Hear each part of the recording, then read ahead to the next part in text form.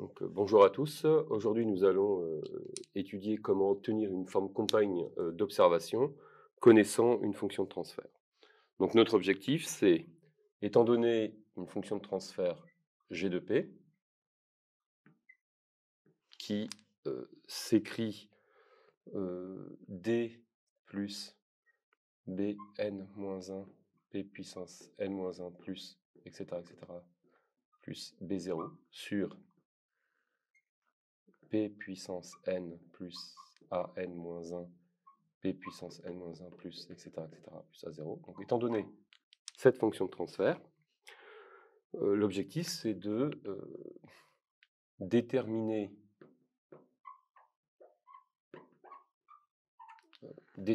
un modèle d'espace d'état et un espace d'état. Donc, déterminer un modèle d'espace d'état ABCD.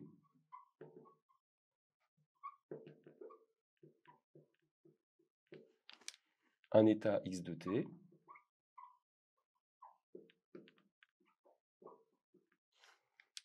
tel que g de p peut s'écrire de la manière suivante: C, facteur de p identité moins a puissance moins 1b plus d. Ou, puisque c'est une forme compagne d'observation, où ABCD est mis sous forme compagne d'observation. ABCD est une forme compagne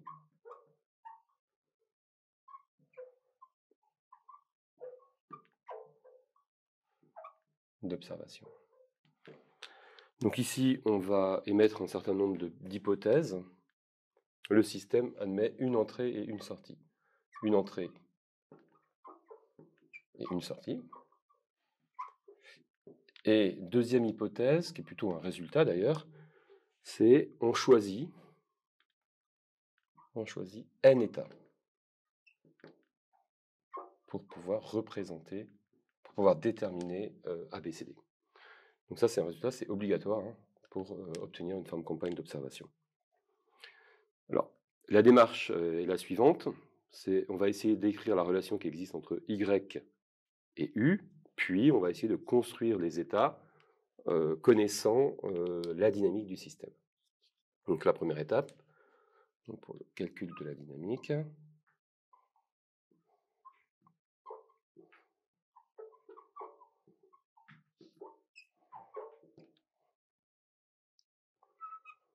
donc déjà on va écrire que Y de P, la sortie, s'écrit G de P fois U de P. Et si j'utilise l'expression de G de P qui a été déterminée ici, finalement j'obtiens D U de P plus Bn-1 P puissance n-1 plus, etc., plus B0 sur P puissance n plus an-1 P puissance n-1 plus A0 que multiplie U de P.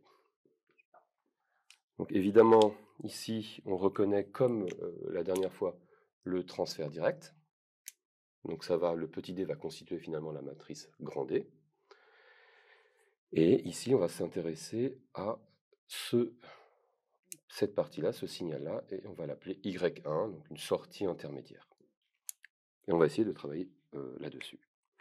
Alors, comme c'est une forme compagne d'observation, finalement, la dynamique va être liée au lien qui existe entre Y1 et le dénominateur de la fonction de transfert. Et donc, on va écrire cette relation-là de manière un peu plus particulière. Donc, cette expression-là peut également s'écrire de la manière suivante. P puissance n Y1 de P plus la somme de I égale à 0 jusqu'à n-1 d AI P puissance I Y1 de P moins BI P puissance I U de P égale à 0. J'ai juste écrit ceci, de cette manière-là. Pour éviter l'utilisation d'une somme un peu longue à écrire, je vais nommer cette quantité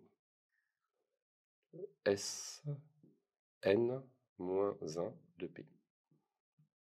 D'accord? Sachant que donc on va ici jusqu'à l'indice n-1, avec un terme qui va nous intéresser plus particulièrement à la fin, S0 de P. S0 de P, c'est la somme de i égale à 0 jusqu'à 0. Et S0 de P s'écrit simplement A0, P puissance 0, Y1 de P, moins B0, P puissance 0, U de P. Voilà, on en aura besoin par la suite. Très bien, donc là tout est prêt pour pouvoir créer les variables d'état. Et donc la première variable d'état dans une forme compagne de commande, c'est, on va poser x1 de P, donc on exprime dans le domaine de la place, et puis on trouvera après l'expression temporelle. Donc x1 de P, c'est, on pose ça égal à y1 de P. Une fois qu'on a ceci, donc on revoit ici sur cette expression que ici on va avoir x1 et ici on va avoir x1 également. Alors pour construire une récurrence permettant de déterminer l'ensemble des états de la forme compagne de commande, on va mettre en facteur tout ce qui dépend de P puissance n-1. Donc je vais mettre P puissance n-1 en facteur dans cette expression-là. Et on obtient quelque chose de ce type-là. Donc P puissance n-1, entre parenthèses, donc il va me rester P y1 de P, mais y1 de P c'est x1. Donc je vais poser ça P x1 de P. Plus, ici je vais prendre tous les termes qui dépendent de P puissance n-1, que je vais mettre en facteur. Donc il reste plus an-1, P puissance n-1 que je vais retrouver ici, y1 de P, mais y1 de P c'est x1, donc x1 de P, moins bn-1, u de P.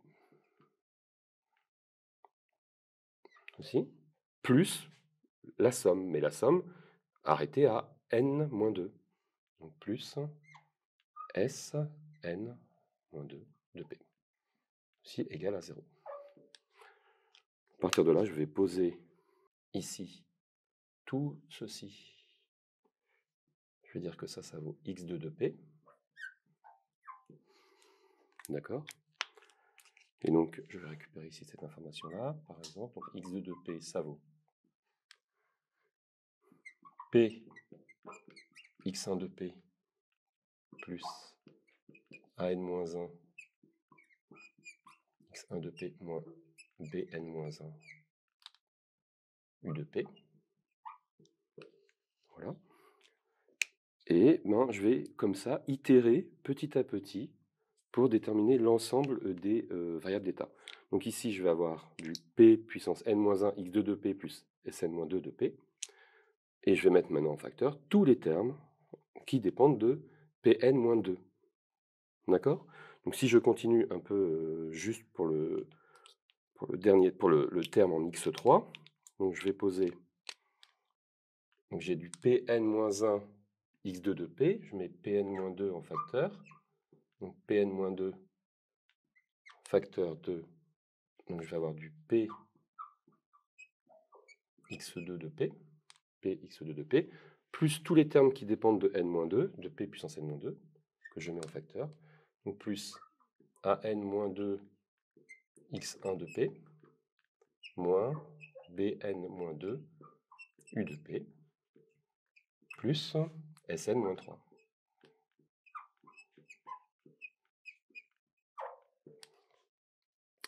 Et je vais poser ça égal à, tout ça, ça va être égal à x3 de P. Dernière étape, donc je vais continuer ça jusqu'à épuiser la somme qui est ici. Et à la fin, qu'est-ce qu'il nous reste? Il va nous rester le dernier état, d'accord? Et qui va, finalement, on va obtenir ceci.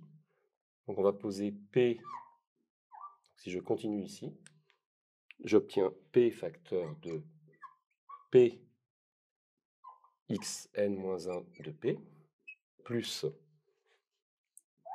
A1 y, enfin, donc plus A1 y1 de P, c'est-à-dire x1 de P, moins A1 u de P, plus S0 de P, égale à 0. D'accord, j'ai fait exactement 3 petits points, et tout ça, je vais dire que ça vaut xn de P. Donc comme ça, j'ai pu définir l'ensemble des états. Et à la fin, il me reste une dernière équation qui est P xn de P plus S0, mais S0 c'est plus A0 y1 de P moins B0 u de P égale à 0. Une fois qu'on a concaténé l'ensemble des équations, nous les retrouvons toutes ici dans le domaine de Laplace et nous n'avons plus qu'à transposer ces équations dans le domaine temporel en notant ici que Px1 va nous fournir la dérivée, donc l'évolution dynamique du premier état, du deuxième, etc. etc. Et donc, si j'écris la première équation, on obtient x1 point de t, ici, égale à moins an-1 x1 de t, plus x2 de p, plus bn-1 u de t. Pour la deuxième équation, je vais faire exactement la même chose. Et j'obtiens x2 de point de t égale à moins an-2 x1 de t, plus x3 de t, plus bn-2 u de t. Et je continue comme ça jusqu'à la fin. J'écris les deux dernières équations. Donc ici, on a xn moins 1 point de t égale à moins a1 x1 de t moins xn de t plus b1 de u de t. Donc j'ai l'évolution des n-1 premier état. Et ici, je récupère l'évolution du dernier état. Donc xn point de t égale à moins a0 x1 de t plus b0 u de t. Et ceci conclut le modèle dynamique. On va écrire maintenant les équations, les matrices, d'accord, ABCD. Donc sachant que maintenant, y de t, donc la sortie, n'oublions pas que ça s'écrit d u de t plus x1 de t. Hein, c'est y1. Donc finalement, les matrices ABCD s'écrivent ainsi. Donc A, c'est une matrice qui est mise sous forme compagne d'observation. Donc sur la première ligne, on va avoir moins an-1 jusqu'à moins a0, moins an-1 jusqu'à moins a0. Ensuite, on va avoir une surdiagonale de 1, complétée ici par des 0. Une surdiagonale de 1. Et ici, on a que des 0. Donc ça, c'est pour la matrice A. Pour la matrice B,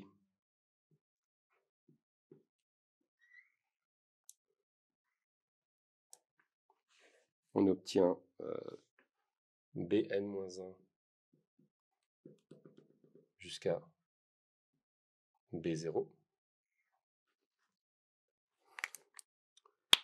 Et pour la matrice C,